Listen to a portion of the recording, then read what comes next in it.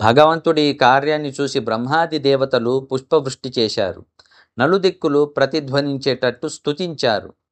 భూమిని కక్షలో పెట్టిన తరువాత కూడా హిరణ్యాక్షుడు తన బంగారు గదని చేతిలో ధరించి ఘోరమైన మాటలతో నిందిస్తూనే ఉన్నాడు. అప్పుడు భగవంతుడు హిరణ్యాక్షునితో నవ్వుతూ మాట్లాడుతున్నాడు. హిరణ్యాక్ష, మేము నీటిలో సంచరించే మృగాలు.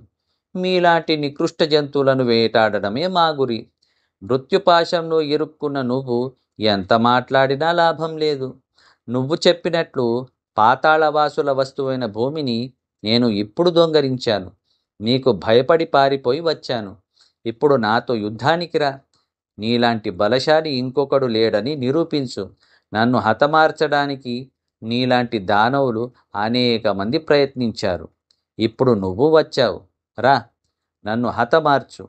నీ సహోదరునికి ఆనందాన్నివ్వు. అలాగే నీ ప్రతిజ్ఞని నెరవేర్చు. ఇలా భగవంతుడు హిరణ్యాక్షుని మాటలకి స్పందించాడు. హిరణ్యాక్షుడిని ఎంత రెచ్చగొట్టాలో అంతా చేశాడు. భగవంతుని మాటలకు ఆ దానవుడు కోపోద్రిక్తుడైనాడు. భగవంతుని మాటలను విని ఆ హిరణ్యాక్షుని చేతులు వణికాయి, కాళ్ళు అదిరాయి. పాములా బుసకొడుతున్నాడు. కళ్ళు ఎర్రబడ్డాయి. శక్తి రెట్టింపైంది. అతను తన గదని ఒకసారి తిప్పాడు. వేగంతో వచ్చి ఆ గదతో భగవంతుని కొట్టాడు. హిరణ్యాక్షుడు భగవంతునికి గురిచేసి గదని విసిరాడు.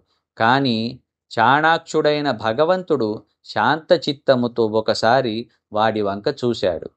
మళ్ళీ హిరణ్యాక్షుడు తన గదని పట్టుకొని వరాహస్వామి మీద వచ్చాడు. ఇప్పుడు వరాహుడు చాలా కుపితుడైనాడు. హిరణ్యాక్షుని మీద పడ్డాడు.